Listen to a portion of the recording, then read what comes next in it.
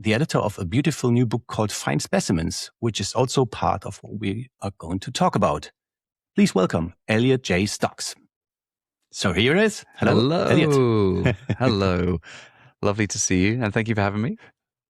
Likewise. It's fantastic to have you like as one of the first people in my now kind of podcast. So usually I recorded all these episodes just without having a podcast. And 2 weeks ago, I decided, you know what, I just gather all these recordings and say like, no, it's a podcast.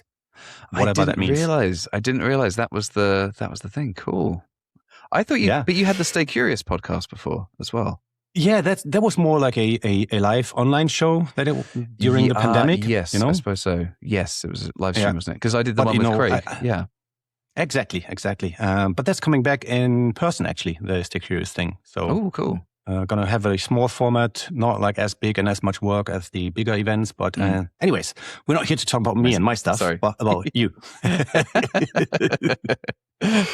Yeah, as I said in the introduction, I'm lucky enough to know you for quite a while. It's always great fun.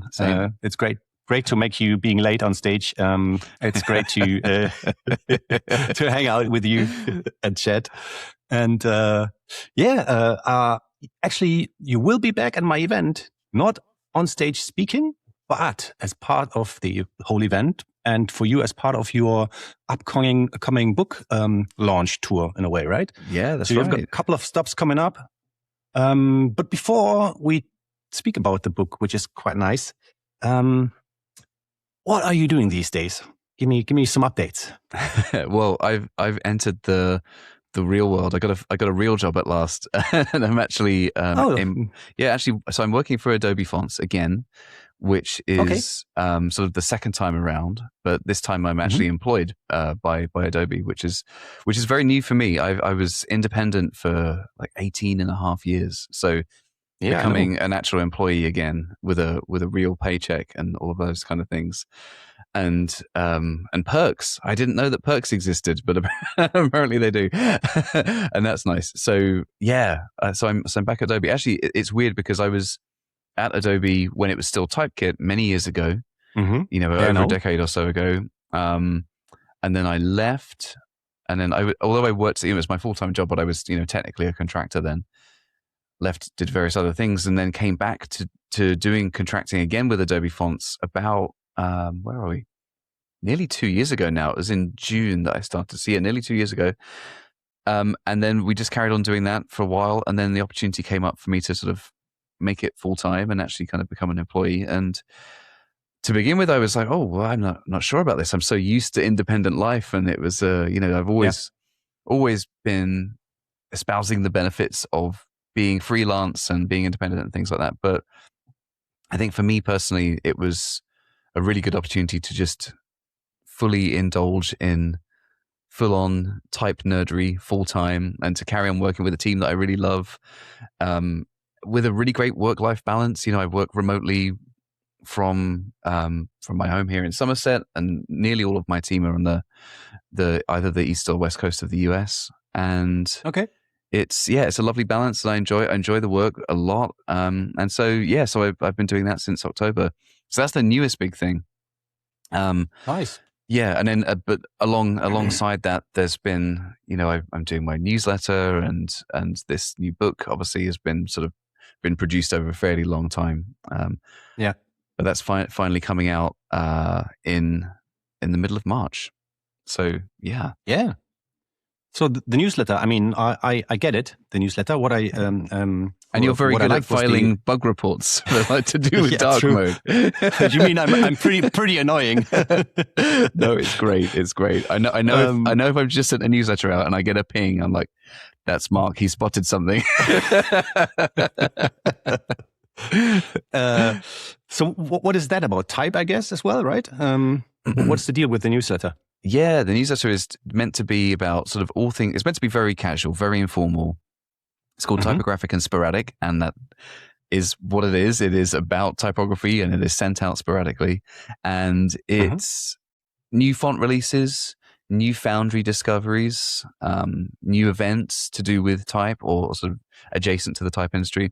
And they might be new, like brand new, or they might be just new to me because I haven't happened to have seen that those type foundries exist or those typefaces have been out, and there's usually a lot of stuff in there to do with kind of the web side of typography as well, because that's kind of always been sort of my background, coming from web design side of things, and just sharing interesting things that I think will be relevant to type fans. And I do share my own stuff in there. Obviously, at the moment, I'm kind of talking a lot about the book and things like that. And I talk about if I'm speaking somewhere and things like that. But I try not to make it hey, here's the Elliot newsletter about all of my things. Like, it's not that. Like, sometimes there's a bit of as a project I want to talk about, or of course with the book stuff, there's a bit more about that recently. But I try to keep it as like just things that I think, type nerds will find interesting. And occasionally, if I'm doing something in that space, I'll obviously throw in a bit of news there. And it's fun. I love doing the newsletter, but I also love doing these pop-up newsletters, and I'm going to be doing one of those soon for when this tour starts. So I'm going to document this book tour via a pop-up newsletter, which should be really fun. Yeah. I can recommend anyone listening or watching this. It's really nice because what you do there, correct me if I'm wrong, it's just like a temporary newsletter about a specific happening, like usually an event where you go to, and it's more like a little diary of like how you get there, what you experience, and a little bit of like that happened along the way. I really like that. Yeah, thank you. Thanks, man. Yeah, I did one when we were hanging out at Berlin Letters a couple of years ago. Yes, exactly. And that was and I did one with Type Paris where it's sort of like the journey to and from the event, and a bit of sort of, like you say, like a diary there. This one's going to be a bit different because this book tour, I've got 5 dates for it. There might be 6, but at the moment there's 5 solid ones. But they're all quite spread out. So they're from the book's release in mid-March through to about the end of May is the last one. Excuse me. And so it's not, I had this idea in my head that the book tour would be this continuous thing where I get the train from one event to the other. This very romantic idea. Lovely, right? I still love the idea of doing a Beyond Tellerrand tour at one point, like I did with Dasha. Actually, in 2005, I did something like this already. Oh, really? For Macromedia back then, for the Studio 8 and Flash Forum. Awesome. Yeah. So Dasha and we did like 5 cities. And it was I enjoyed it a lot. Yeah, as a non-stop thing. Yeah, that's a great idea. Actually, Akira and I did it for the Insights tour. Do you remember that back in the day? Yeah, I remember that. Yes. Yeah, and we did that. Was that continuous? Did we do one after the other? I think we did. Yeah, I can't remember now. But anyway, it turns out that for this book tour, it's just impossible to get to book the dates in that way. So the newsletter is going to be a little bit different. It's more just going to be sort of talking about each event and sort of life on the road, quote unquote, going to and from, that kind of thing. But it's going to be different to the other pop-ups because it's kind of spread out over this longer period of time. But I'm hoping that it will be still that kind of sort of travel diary kind of form to it. And the thing about the pop-up newsletter format that I love, and this is totally inspired very much by Craig Modd, and I don't know if Craig invented it, but he certainly popularized the pop-up format. But that idea of just being in the moment. And so there are no online archives. You can only read it in your inbox. There's no way to get it to it afterwards. And importantly, the database of subscribers is deleted as soon as the pop-up is over, which goes against every bit of like email marketing wisdom ever. There are probably email marketers listening going, what? Why on earth would you do that? But idiots. Yeah, exactly. You build up a list and then you just nuke it. Like, why would you do this? But that is the appeal of it. It's all about just kind of being there in the moment. And I think that was my idea actually with. That was my idea with Stay Curious as well. Stay Curious is the same format. It never has been recorded. Yeah, it was gone. Yeah. So you be there or miss it. Yeah, exactly. Nice. And there's something really nice about that. I think it's especially right now in the endless doom scrolling and everything just being so ephemeral and being completely oversaturated with any form of content on social or anything. The idea of something being temporary, but people are going, right, I'm gonna look out for this. I'm gonna save this in my inbox or whatever to kind of be focused on it, or to, as you say, for Stay Curious to turn up at a specific time to actually be able to enjoy that. I think it's kind of an antidote to the current state of social media in a way. Yeah, I think so. Yeah. Yeah, nice. So I really enjoy the pop-up letter, and also like the standard newsletter. And it's one of the few typographic newsletters I've got. Like I've got the one from Emma. I like that one a lot as well because it has got some graphic design stuff in it. Yeah. Oliver Schöndorfer, for example, that's a good one as well. I like his font pairing things and recommendations. Yeah, fantastic. So a couple of good ones out there, I have to say. So if you don't work on the type stuff, I see in your background there's a lot of like musical cables and stuff around you. It's a bit of a mess. Yeah, and I've realized that my camera is focusing on everything in the background and not me. So so don't squint too closely. You got me interested there. So what is it? Like is it like your little recording studio, or is it like your lot of this I must admit is I've made electronic music for a long time and put out a lot of stuff under the alias Other Form. But actually I haven't I just kind of I put out when was the last EP came out the beginning of last year, the beginning of 2025. And so I'd finished recording that at the end of 24. And actually since then I haven't put anything out, and I haven't actually made any music since then. I've taken a real like a hiatus. I have not.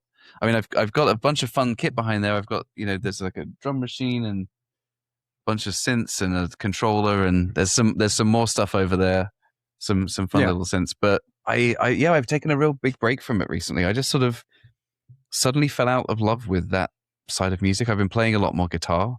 I think partly because my youngest daughter Gwen is learning guitar, and so I've been encouraging her. We've got this little orange amp in the sitting room, and I bought a little Zoom multi-effects pedal recently for her/me to mess around with, and I've really enjoyed that. So actually, what I really want to do is to record some guitar-based music. I've been writing some stuff, but I haven't.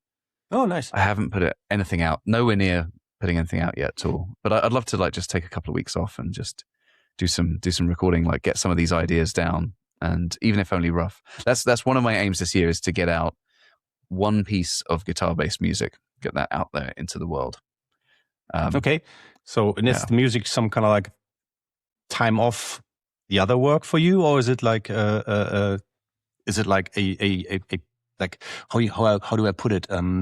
Well, some people have this kind of stuff where they go like, oh, I want to be a musician and like go deeply into it. Or in my case, I know I'm too old to like get anything near like well known in music, but I really enjoy the Thursday with my band. So like every Thursday for 20 odd years now, we practice, we have a rehearsal, and we meet for like a couple of hours and do music. And as we know each other for such a long time, we arrive there and start making music without asking like, how was the work? How was the week? How was the family for the last couple of, no chit-chatting, just like straight into music again. And it's really something where as soon as I open the door to our band house, all the rest is like left out.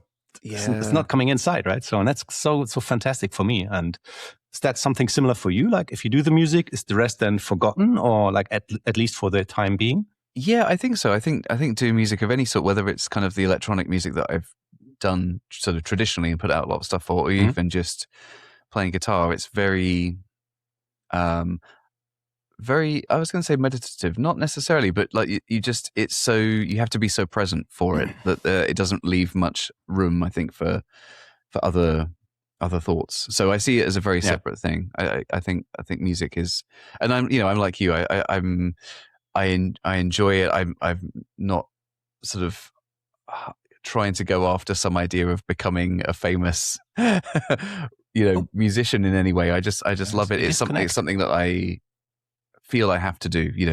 Much like yourself. I think you've been disconnected. Oh no, you've been disconnected briefly. But something. Maybe I think we have a broken line somewhere in the house, so I need to fix a cable. Sometimes it's a bit wacky. You went a little pixely for a bit. A little bit pixely, but anyways, you're back now. Yes. I don't know if I've recorded anything. Cool. It's still, it looks like it's still going. Cool. Oh, good. And I'm just checking my router. It's still got Wi-Fi, so we're all good. But Yeah, I mean, the same counts for me, right? This kind of stuff, especially as I think we both are in a position, and again, correct me if I'm wrong. We have something as our jobs, our day-to-day jobs, that is already somehow our passion, right? Like I love to run these events. It has to do with the work I do and do that for like over 20 years now. And therefore, like it is hard to like differentiate. Like it is my job, but still it's my passion as well. So, and the same counts for you, right? So absolutely, it's very dangerous, I think, to then burn out on that because you enjoy it so much and you're constantly working on it, and it's still your work, and you have to earn money with it and all that kind of stuff. And therefore, this stuff is something. It's really just nothing I need to do to make anything for the family work or something. It's like just my pure and lonely pleasure.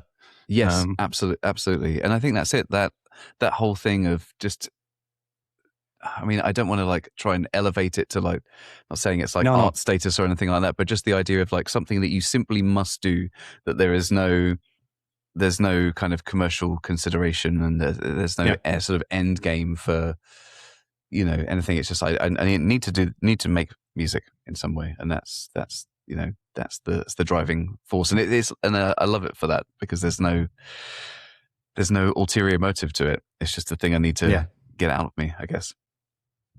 Yeah, wonderful. And talking about driving forces, we've spoken about it briefly. You've been at my Beyond Terror on stage a couple of times, giving some fantastic talks. Oh, thank you. It's always a pleasure to be at BT. Thank you. Now you're back, but as part of the whole side program with something that we call a book launch tour, or that you call a book launch tour, and that's part of it. It's for your new book, Fine Specimens. That's so right. What was the initial spark and drove you to like publish a book again? I mean, that's like a shitload of work, to be honest, right? Like it's nothing that you just go like, well, I do that. Like, I mean, well. Painful, isn't it? Yeah, I mean, it's definitely not without its challenges. That's a polite way of putting it.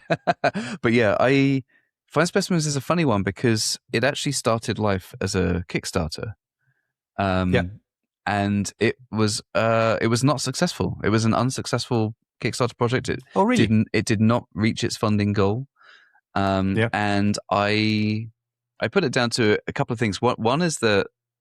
This is my terrible planning on my part. I released Universal Principles of Typography, which is that one that's published by Quarto. And then about 2 weeks later, I launched a Kickstarter campaign to get Fine Specimens funded. And so I was in this kind of like, hey, here's my new book, go and buy my new book. And then like 2 weeks later, actually, now I've got this other book I'm trying to get funding for, which was just really, really bad timing. Okay. I mean, it earned a decent amount of money. For sure, the pledges that we got were great, but it wasn't the goal. So anyway, so that finished, and I went, okay, well, that's fine. That's the end of that one, I guess, and it's fine. And then my publisher, who did the other book, got in touch and said, we would be interested in publishing Fine Specimens if we revisited some of the sort of we took the core aspect of it, but changed a few things. And one of those things, the original pitch to Kickstarter, was that the book would sort of maybe be something that comes out every year, whereas the publisher, as with traditional publishing, they prefer something to have a little bit of a longer shelf life. And so they talk about sort of evergreen content, and tradition. And I think it generally equates to, they mean sort of about you want it to sit on the shelf for a good sort of 5 or so years. Yeah. So I said, if we could expand it a little bit so that it felt more evergreen, we could still, have lots of new typefaces in there. So I extended it so it would be any typeface released from 2023 onwards, because I knew it's going to be published in 26. So I was kind of working on it in sort of late 24, early 25. So I thought, okay, if it's 2023 onwards, when it comes out in 26, it will still feel like you're choosing from contemporary type. It's still very, very new releases in there. And so it was great because with the publisher then behind the whole thing, obviously I had the sort of support with getting things like an advance to prepare it, to write and design it and stuff like that. And to kind of have the backing of people who believed in the project. And so, yeah, it's been great to, it's been a funny one because unlike the other book, I haven't sort of written those for it. It's more of a curation kind of role that I've played, as well as the design, of course. Okay. But because it's other people's content, the book is, a sort of coffee table book of graphics produced by foundries when type foundries want to promote the typefaces that they're publishing. And I feel that it's really sad that those graphics that go on social media get scrolled past, and they go on websites, and websites change, or it's all ephemeral. And these things just vanish. And I guess that's been a sort of recurrent theme in a bunch of my projects. 8 Faces that you mentioned in the intro was a similar sort of motivation. That I was very much 100% a web designer at the time, and I wanted to make something that would be real and sit on shelves. And so that was my motivation for that. And in a way, this has sort of come through to this again, whereas I don't want these graphics to just disappear into the ether. I want to give them a space to be preserved and enjoyed. And I think when you do look through any book, a printed book, you do absorb and appreciate things in a different way to just looking at something on screen. It has a different physical weight to it. And yeah, and so that was really the primary motivation to share all of this wonderful work, because the typefaces themselves are beautiful, but the graphics that these foundries make are beautiful as well. And it's interesting because you can have a really beautifully designed typeface, but maybe the promotional graphics around it aren't. That doesn't necessarily make that they're going to be. I'm not saying they're bad in any way, but that doesn't necessarily mean that the best typeface is going to have the best graphics, and the other way around as well. And also, sorry. Yeah, so just to get the idea, do you also criticize those specimens, or is it just like a show? I show them, I don't comment on them. Yeah, it's there's no criticism in it. It's shown with some an edited version of the text that the foundries have supplied as well.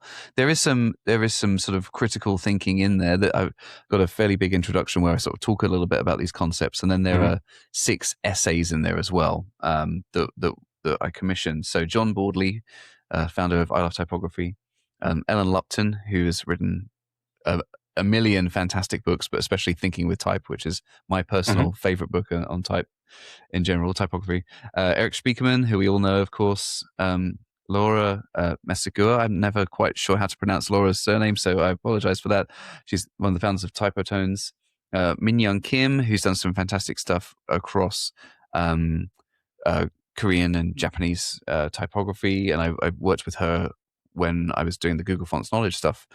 She wrote some really great articles around CJK type. And Veronica Burian, so one of the founders of Type Together. And they've written some really lovely essays that talk about specimens and the nature of presenting type in a specimen format and type design in general. And I think there's a really nice mix of content in there. And it's a great honor to have those people in the book. Nice. Yeah, cool. So how does it look like? If I now as you describe it, I think of something like we have like old flyer designs from back in a techno area where you just collect them and put them in a book and show them. So how does it look like in terms of that? Is it like you introduce the typeface, the specimens, and say like who created that? Or so it's I've intentionally gone what's for the approach? I've gone for a very simple thing. Is this going to go out as audio as well, or is it just video? Both audio and video. Cool. So if you're listening, I'm just going to quickly flick through some of the book. But if you're watching them, you can maybe see some of it. So it's obviously very, very heavy on the graphics. The text is kept to a minimum, really. But we tried to just make it very useful. So it's divided into 4 different sections, which is serif, sans serif. What's the actual full thing? Calligraphic. I forget the order of the thing now. Where are we? It is. Let me find the actual contents page so I don't get the order wrong. Black letter, script, calligraphic, and handwritten as one section. Okay. And then classification defying, which is anything that doesn't sort of fit neatly into those other kind of boundaries. But yeah, and that I really struggled with this for a long time about whether I should how I should divide these things up, because font categorization and filtering on websites, and obviously this is something we deal with at Adobe Fonts as well, is hard, and it's, you've got to balance the ability for people who are really into it to really know the very specific categories and subcategories, and then to also make it approachable for people who want to not get bogged down in all of these kind of confusing terms and all this kind of thing. So I ended up going with those 4 sections just to kind of make it very accessible. And even if you're a type pro, when you're looking for a typeface, I'd still find that generally speaking, it's going to sort of fall into those buckets. Like, you sort of know if you're looking for, are you generally looking for a sans? Are you looking for a serif? Sure, within serif, there's going to be a bunch of different subcategories. And even like grouping black letter, script, calligraphic, etc. together is like somewhat controversial, because sometimes they can be very, very different styles. I think for anyone in the type industry themselves, yes. But like for someone who's like consuming type in a way, right? Like it's exactly. Like it makes sense, yeah. In a way. That's right. So it's just there to kind of have this kind of way of just making it easy to navigate for people. So if you're looking for a new typeface to use, something that's only come out in the last sort of 2 to 3 years, and you know roughly what sort of general categorization you want to search within, then it's just very easy to flick through that. But yeah, I really tried to kind of steer away from, critical thinking around each particular typeface, because also, do you criticize the typeface? Do you criticize the graphics? For me, this is about sharing these graphics that people have made and stopping them from disappearing. Showing and leave the judgment to the one looking at it, right? Exactly. That's right. And some people will find some stuff in there that they might love, and someone next to them would absolutely hate and say, why on earth is this in there? I very much wanted to leave that to the reader. Yeah. So I think it's like over 200 typefaces, right? Am I correct? Roughly? Yeah, that's a good. How many typefaces are there? It's a good question. It is. So there are there are 210 pages of typefaces. Most of we got a sort of variety. Some are double page spreads, and some are single pages. So it is definitely a huge amount of like inspiration in there. It's not just like 50 typefaces, which is also a lot, but no, exactly, it's like way more, right? Yeah, and it's all I think from 23 onwards, right? Like 2023 onwards. From 2023 onwards, that's right. And so there's about because some are double page spreads, but it's in the region of sort of 200-ish typefaces, something like that. Oh yeah, and just in case someone who's not just from the Latin space of lettering, and there's also Arabic and Cyrillic stuff in there, right? Yeah, absolutely. And Devanagari and Hangul and Japanese and all. I've made a really big effort to make sure that there are plenty of writing systems represented. And one of the other decisions was a lot of books can be guilty, or not just books, but sort of things that try to classify typefaces, of grouping quote unquote non-Latin into one section. I was about to say that, which I really wanted to avoid. Wanted to make sure that Latin was in there along with any other writing systems as well. Obviously, it is predominantly Latin. There's still mainly Latin in terms of for my own perspective, a lot of the foundries that I know, that it's sort of predominantly for kind of Latin-based audiences. It is predominantly Latin, but there are still lots of other scripts in there. And that was a real sort of conscious decision to sort of admit that like we can't sort of help but see it through a Latin-centric point of view, but to make sure that there are a variety of scripts in there as well. Yeah, that was something I noticed when I got your PDF and had a look at like so it wasn't categorized in the different categorizations, but it was like in line, I'd say, like with the Latin stuff, right? Yes. And interestingly enough, those things often catch me. I mean, Nadine Shaheen, she spoke about Arabic type at my 2012 edition of Beyond Tellerrand. And then this year, Kim Ja Gandhi is coming, speaking about typefaces as well. And awesome. And the kind of stuff. So I'm always like very curious about stuff like this, because so if you look at it, it looks so exotic, right? And it's not what I'm used to. And I'm going like, oh, that looks beautiful. No matter what it says, but I have no idea. I would be one of those people tattooing something, going like, "Your mom is a bitch" or something like this. And I go like, "Ooh." That's right. Yeah, I mean, I think it's really important to have that representation in there to make sure that people don't, like I said, in many ways you can't. I also think we should admit that we are seeing it from a Latin-centric point of view. But to try and make sure that there is that variety in there as well. And that, to be honest, is like one of the big challenges in the type industry, or rather for users of type. If you're working for an international brand and you do need to cover multiple scripts, the sad truth is that there aren't really that many typefaces. If in the grand scale of things, if you look at all available fonts in the world, there aren't really that many that do have multi-script language coverage. I mean, if you're talking, some might have, they've got a Devanagari version and an Arabic version and Hangul or a Hebrew version, but to have ones that are really truly multi-script, there aren't many of them, and what that means is that people go, oh well, I'll have to use a different typeface for my Japanese side of things, or I will have to play it safe and use something like Noto, which has the really big international coverage. But gradually, I think the type industry is becoming better at multi-script typefaces in general, and hopefully, fingers crossed, books like this help to raise awareness of that stuff to folks who maybe that's entirely new. They go, oh, actually, I didn't think about.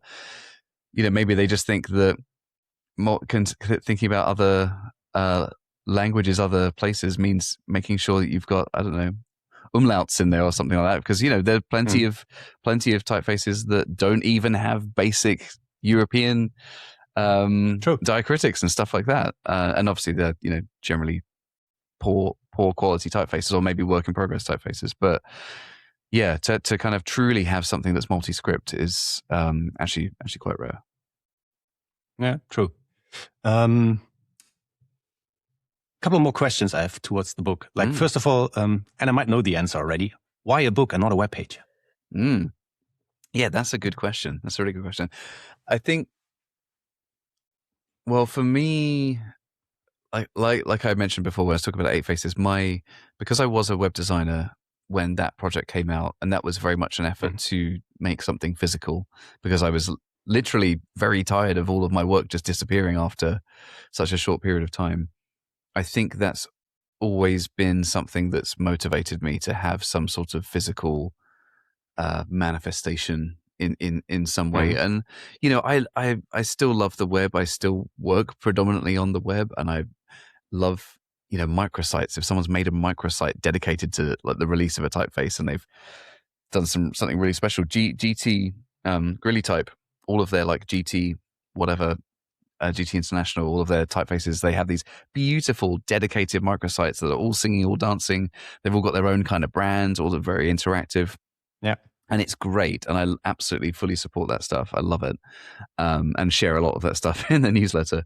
But I really wanted to kind of capture that sense of there's so much great stuff out there that is ultimately being scrolled past or being lost in the continual flood of information. And fonts are not immune. There are a lot of fonts out there and they're coming out all the time, and there are some great websites out there for discovering them and accessing them and filtering them and all that kind of thing. But I really wanted to make something physical, especially some of the foundries in here, especially some of the indie foundries in here, really don't have anything beyond their own website, or maybe a little bit of, maybe they're on my fonts or maybe they're elsewhere. But I really wanted to kind of capture something with them and make sure that there were some small one-person indie foundries amongst some of the bigger, well-established names in type as well. Yeah. What would you say these days? What what is one of the biggest challenges for type designers and type foundries, like the smaller ones you just mentioned, right? Like, what is like, is it like the amount of work that goes into like producing typefaces? Because I know like I had just another foundry. Well, whose name is it? Tim. Tim, yes. He once spoke in 2010 in Cologne at my Flash event. Spoke about like the whole procedure of like the work that happens after you designed the type to make it work, right? So, and I was like blown away by that. So, and sure enough, that's like hours and hours and hours of work going into one specific typeface if it's well made. So would you say it's that, the amount of work going into it and the profit they make with the typeface in the end? So it must be pure passion to actually be a type designer, or? Yeah, I mean, what's the biggest challenge? I think, there are two. The one is that sort of quality. So there's quality in terms of like the general sort of the drawing quality, having kerning data in there, so it's well spaced, this kind of thing, that you could have with a single weight, single style. It could still be really well drawn, really well spaced, be a very usable typeface. And that's one side of things. If you want it to also be usable in real world context, then you need to have realistically multiple weights and styles. At the very least, obviously you need bold and italic and bold and italic. Really, you need a full, 9 weights and matching italics at least. If folks can make variable fonts, then even better. It makes it more flexible for the end user. But as you say, the quality and the sort of robustness of the fonts themselves only get you so far. You also then need to do all of this marketing stuff. You need to make these promotional graphics that appear in certain books. But it's a lot of work. And I have a lot of type designing friends, and I know a lot of them really struggle with that fact. And actually, I think I'm guilty of this for sure, and other friends who aren't type designers exactly the same. When you've done a project and you finish the project and you've used up every last bit of energy and enthusiasm you have for it, the last thing you want to do is then start promoting it and then making all the promotional assets and all the social media and all this kind of thing. And anyway, I know a lot of type designers who they do find that a real challenge to then kind of find the enthusiasm to do all that kind of thing. Then, of course, the other big challenge, I think, is oversaturation of the market. There are just so many fonts out there, and you can counter that to a degree by producing really well-made fonts, because places like Adobe Fonts, for instance, will only accept things of a very high technical standard. There are certain literal sort of quality tests that they have to go through and meet, standards that have to be met to go in the library. But also, if you put a typeface out on either independently or on one of the other kind of distributors, there's just so many fonts out there that it can be just hard to just find people. And this is true of everything, right? Same with music, same with books even. It's like there's a lot of great stuff out there. Totally. And therefore it's always great to like get to know certain things through recommendation, and it's fantastic. That's what I like with Oliver for the new Beyond Tellerrand website. I said like, so no saying from me, like let's say I don't want to say anything. What would be a typeface for that design that you pick? And so he gave me a little video introduction to 3 different type pairings that he thought like would fit, right? Like, so really well done. And so I got back and was like, oh. Well, the problem was he gave me 3 really good-looking and well-working ones. So I was like, damn, I have to make a decision now. But that was actually really, really cool. Because, the pain really is like, what do I pick and choose? And what do I even know? Because that's the problem. Oftentimes you don't know some of the stuff that someone else would recommend to you. And exactly. For inspiration and like knowing and then actually seeing it work. Well, yes, because that's the other big challenge, is that when you maybe fall in love with a typeface that you think you're going to use for your project, and then you realize that, it's missing certain characters, certain glyphs where, perhaps certain languages aren't supported, or certain styles that you need. I mean, I see people use beautifully designed upright typefaces that don't have an italic style.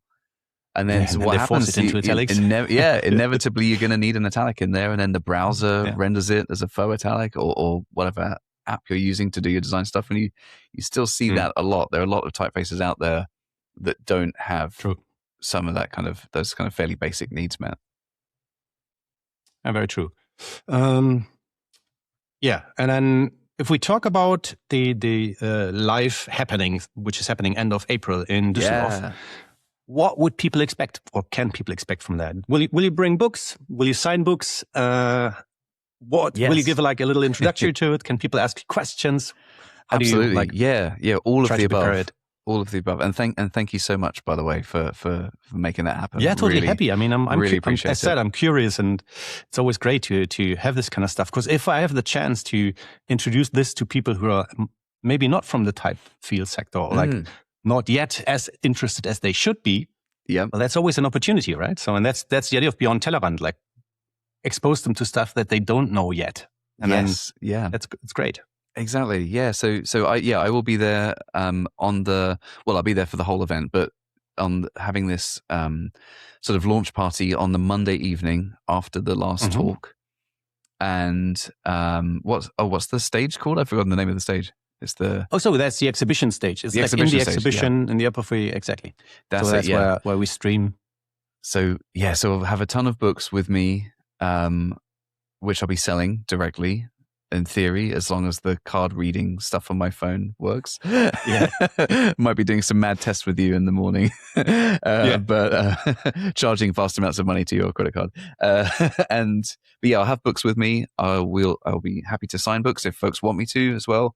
And definitely there for questions and just to kind of talk about that and just hanging out and having some drinks as well. And just it'd be lovely to kind of to meet people and it'd just be a pleasure to be at Beyond Tellerrand again, because as you say, I've spoken a few times, but last November I had the pleasure of attending, and it was great just being an attendee, coming to the Berlin event, and just getting to soak it all up and see all the lovely people who always come. It's always such a nice atmosphere, and Marc, honestly, I am always raving about Beyond Tellerrand to people. I'm telling everybody, you need to go to Beyond Tellerrand. It is one of my very, very favorite events ever. And so I'm just selfishly just looking forward to being there anyway. But yes, hopefully we'll be there with some books, and I will definitely be there with some books, but hopefully that will be of interest to people as well. It will. I make sure it is. Thank you. Force them to know that. It's like when you leave a museum and you have to exit through the gift shop. You force people that way. Exactly. You can't go until you want to hold drink your phone up that way. Exactly. I'm really looking forward to it. Should be great. And I'm trying to do this kind of book tour, so a few events that are effectively celebrating. So I've got, so the first one's going to be in Bristol, just firming that up at the moment. So that's going to be, in theory, just a couple of days before the book's release date. So that's the 10th of March, because the book officially comes out. Well, that's the US pub date. I think the UK and everywhere else pub date is the 12th of March. And when is this going out, actually? Will this go out before then? In 2 days, yeah. Oh, amazing. Okay, cool. I think. So so the Bristol one, and then in Brussels, at the Waterstones store in Brussels, which will be fun, on the 1st of April. That's not a joke. It's not April Fool's. It's really, really will be there. And then it will be Beyond Tellerrand at the end of April. And then we've got London in the middle of May. And then I'm doing another sort of side event at the Type Paris Now 26 conference at the end of May. And there may be one other one as well at some point, but they're the 5 confirmed ones. So so BT will be right in the middle, which is great. Nice. So do you plan to do more over the year, or? I want to kind of keep them close-ish to the release of the book. I mean, I'd love to kind of do one further afield, to be honest, because obviously it's only a very small portion of Europe that I'm managing to kind of get to. I'd love to do, a US one or further afield there. But it's logistically easier to do a UK and European tour. Time and money. I mean, those events these days are also not easy to put up, and you need someone like to financially do it, or attach it to an event like mine where people are there already, right? Where you go okay, let's do it. Exactly. It's also difficult, really, because I looked into it, like bookstores. it's so hard to find like independent bookstores that do these kind of things these days, right? Especially with a very specific book like yours, and not like like a sci-fi King story or exactly. So exactly. A more general thing. It's very specific, right?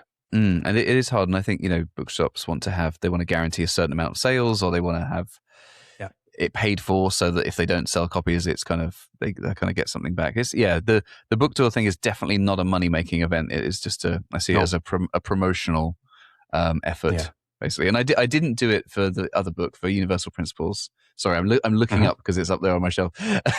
But I did do one release event in Bristol, which I'm really happy that we did, because it's so photos, when you put something out there in the world, and you make the website go live so you can take orders or whatever. It's such a non-event a lot of the time. Like we had this with Eight Faces and with Logom, the magazine that my wife and I ran. You're like, hey, the new issue's live, and you send out an email newsletter and you post it on Instagram and blah, blah, blah. And it just falls flat. So when it's a real physical thing, I really like to try and say, hey, let's gather some people together in the real world and have some drinks and have a chat and try and make something of it. And it doesn't need to be many people. I quite like the idea of it being quite a small gathering, but just something to mark the occasion. I think is nice to do. Yeah, really great. Yeah, I think that's a fantastic ending, because that's all that kind of stuff that you just said about yes, meeting some people don't have to be always a lot of people, but bring them together and share some experiences and make it a happening in a way. Yeah. That's my biggest aim with what I do. And it's great that you're part of it in April. I'm very much looking forward to it. Thank you. Me too. Not only to see you, but also to run this kind of stuff. And I know that already a few people from the Discord said oh, wow, I bring these the other book I bought, what was it? I think it was the last one that someone said, right? And get it signed and stuff. Oh, so cool. It's great to create some momentum, right? Where people are looking forward to it. Absolutely. Fantastic. Thank you. Really looking forward to it. Elliot, it was a fantastic 40-something minutes now. Yeah. It's great to see you in April. Great to see you. And I am pretty sure that in the show notes, I will put the link to the book and all the kind of stuff where they can. Is it still available for pre-order, or do people have to wait now for? No, it's all available. It's available for pre-order, and I'm hearing of people who are already receiving their orders, which is weird because it's not meant to be. Oh, really? I think that's folks in the US, but still, they seem to be arriving, which is early. But hey, it's all good. Fantastic. Recommendation where to get the book is always, as you did for me, your local bookstore. Absolutely. Go and get it there, because usually they will get it for you, and they need it. They need your support as well. So, and if you can't do that, then bookshop.org is for. I think it's only available in the UK and US. But if you are in the UK or US, then that's a great way of supporting your local bookstores without actually having to go to your local bookstore. So yeah, folks like that. Wonderful. And with that, I'd say we will certainly speak before Beyond Tellerrand, but if not, see you there. And thank you for being here. Thank you for having me, mate. Lovely to see you. All right, cheers.